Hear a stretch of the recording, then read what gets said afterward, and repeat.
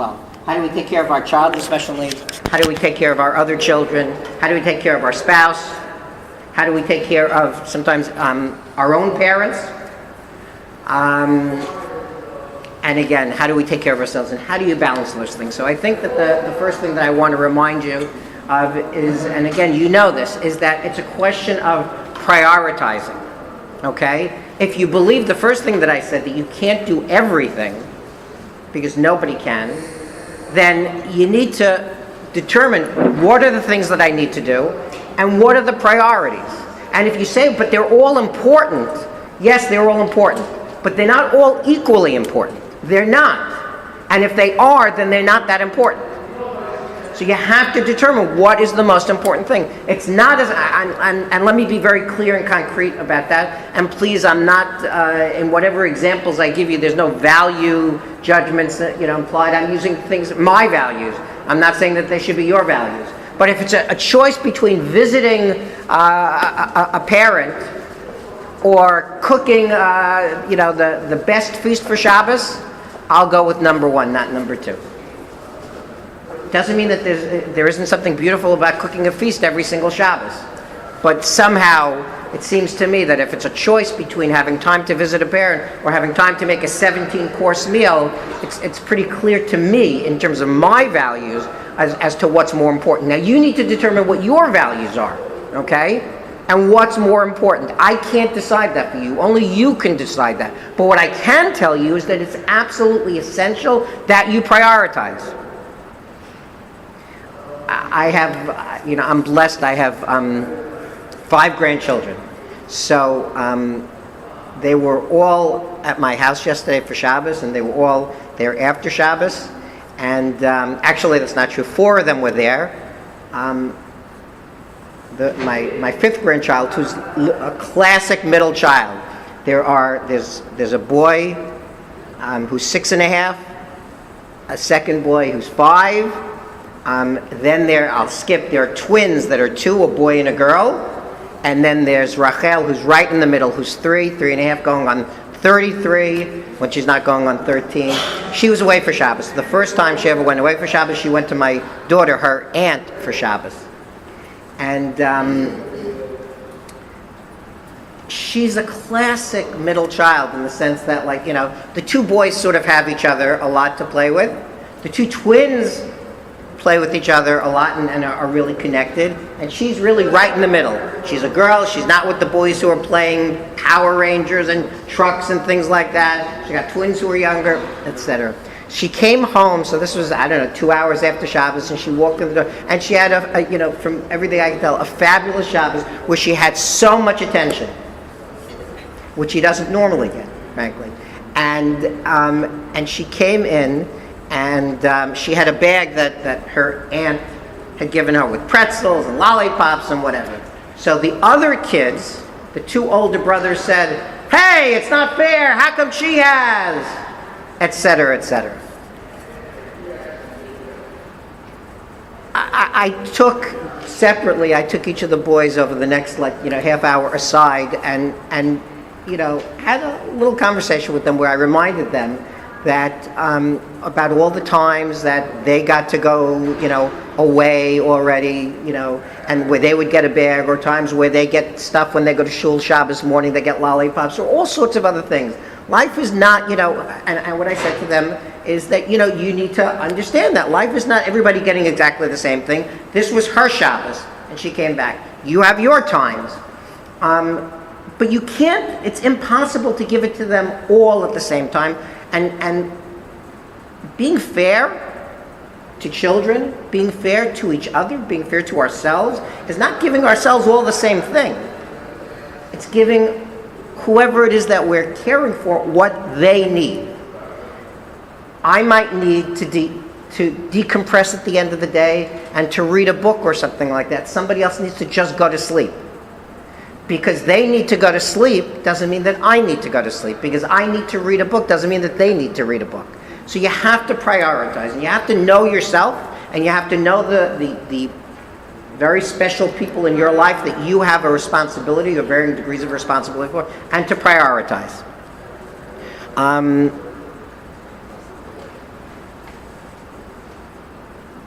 once you prioritize, you can then, with difficulty, balance.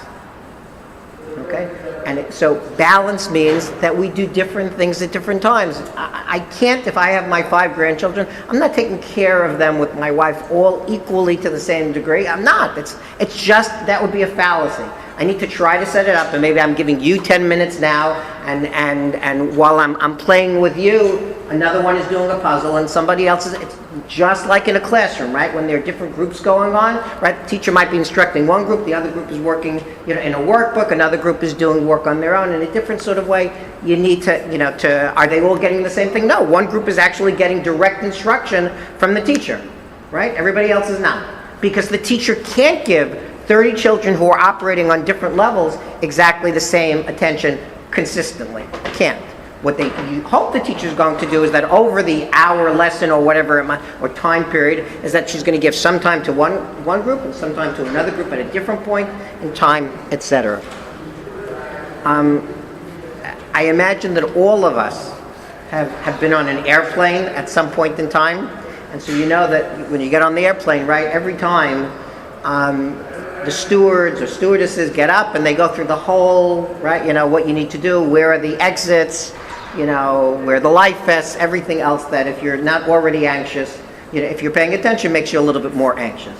One of the things that they tell you, remember always, is that in case of decompression or in case of a loss of oxygen, right, the oxygen masks will drop down.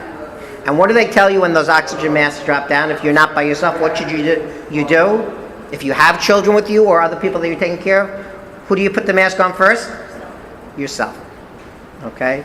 That is, I think, a great reminder. It's not just for on an airplane when you need oxygen, it's really for life in general. Okay?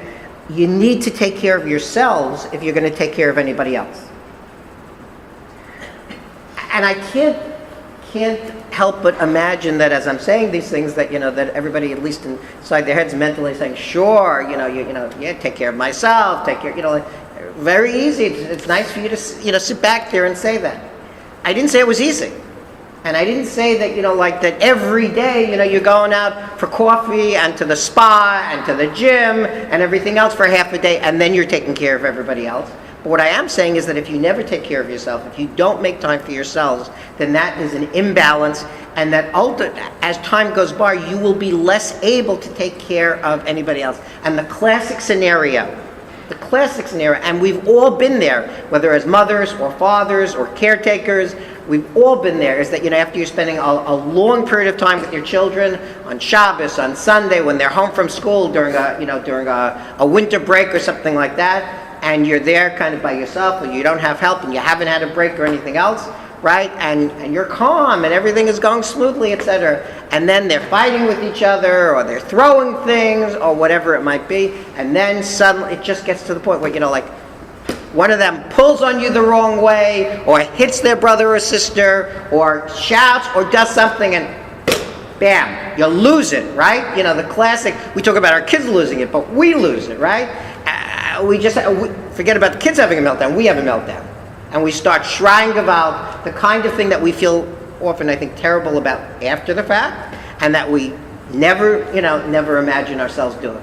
But we all do it sometimes. And the reason why we do it, I think, more than anything else, is because we don't build in time for ourselves. So you need to figure out what that is. You need to figure out, is that reading a book? Is that having a cup of coffee, out at a Starbucks or wherever, once a month with a really good friend?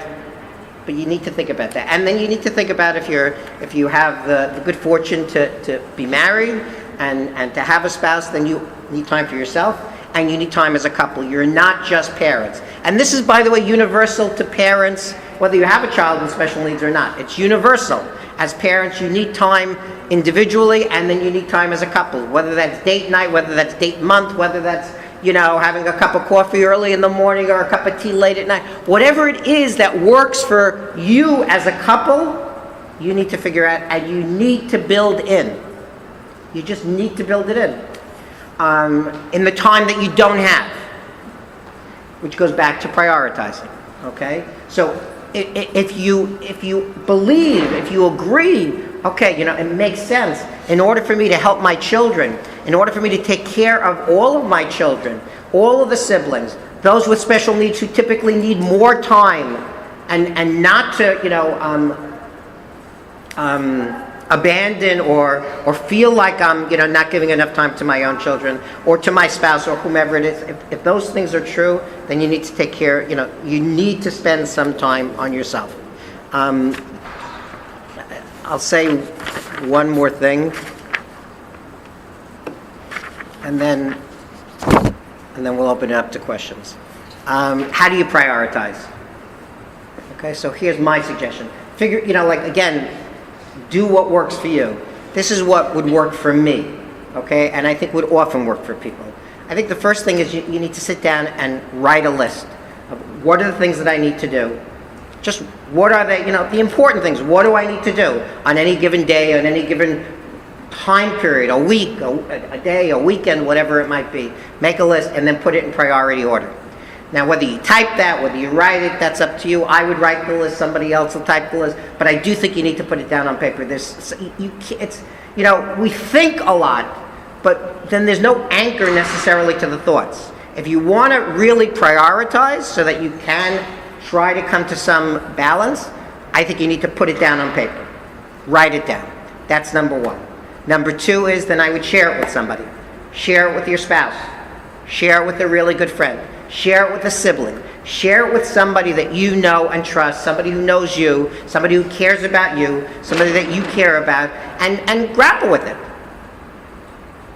It has the added benefit, by the way, also of communicating and letting people know where you're at, what you're thinking about, what you're dealing with, not least of all a spouse. Okay? We think that, that our spouses know exactly what we're dealing with. How could they not? We live in the same house. We have the same children, right? We talk to each other. So often, spouses don't really have a good understanding of what each one is dealing with. Women think that, we've told you a million times. How many times do I tell you how hard it is for me to do this or do that, and you just ignore me? And men think, you just talk at me, all the classic kinds of, stereotypes. Communicate, okay? This is what I'm thinking about. These are the things that we need to do for Yossi. These are the things that we need to do for Chaim and Sarah and everybody else. These are the things I need to do for myself. Here's what I think is the priority. Here's how I want to go about it. Does it make sense to you? And those things, by the way, besides having then a focus of how we're balancing, because I'm going to do this, you're going to do that. On Sunday, I'm going to spend time with Chaim, you're going to go take the boys out to soccer or whatever it is. It doesn't matter what it is. It's all the same thing. We all live in the same house. It's the same house. The decor is different. The paint is a different color. The shape of the furniture is different. It's different. It's all the same house. It's all the same struggles and challenges. There's not enough time. There's too much to do. The world is going by, really, really fast, and we're just trying to, barely holding on by our fingernails. So I think write it down, share it, and the last thing I would say in terms of this is, look, so much of this is about our child with special needs. Whether they're a child or an adult, I think that when you have, one of the things to do is to try to find one person, a professional, somebody that you trust, somebody that knows your child, that you, for the long term, as best as you can predict, is somebody that you can kind of check in with whenever you need to check in. Here's what they're telling me at school. Doesn't really sit right with me. What do you think? Should I listen to them? Shouldn't I listen to them? This is what the day program is telling me. This is what the therapist is saying. This is what I think it makes sense. I don't think it makes sense. I don't know. One person who you trust as a professional, who you trust as a human being, and who knows you and knows your child. I have 3 children. One of my children has Tourette syndrome. When he was much younger, we developed a relationship with one of the professionals at something called the Yale Child Study Center. That was, a center that specialized in Tourette syndrome. And to this day, Dr. King, he's 20, Jeremy is 27, I think. And he probably went to see him the first time 5, okay? Now, there are years where maybe we spoke to him just once, and then there were years maybe where we spoke to him, more than once about medications or other medication or all sorts of other things. Or when Jeremy was 11 or 12 and said, I don't like the way the medication makes me feel. I don't want to take the medication anymore. And mom and dad, mom says, no, you need it. It helps with the tics. Dad is saying if he doesn't want to take it, then he shouldn't have to take it. We didn't know what to do. So we spoke to Dr. King, and that was very helpful in terms of framing it for both of us. So I think first is you got to write down what is it, what are the important things and the important people that I need to do. Number two is after you've done that, share it with spouse, siblings, somebody important in your life. Does it make sense? Have somebody that you can turn to, a professional from time to time who you can check in with, and then you'll fall short. Even if you do all of these things, there'll be time where you want to tear your hair out, and there will be times where you feel that you're not doing anything right, or you're doing a little bit of everything and not enough of anything, and that's the struggle that we have, I think, and that we all have to do. But I'll just end by saying that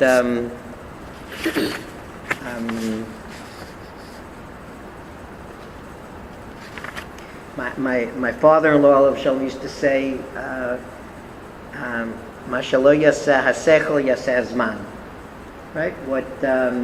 What our intelligence and thinking, where we can't come up with solutions that way, time, often provides an answer and gives us an answer. And I think that's, as I've gotten older and older, I think there's a lot of wisdom to that.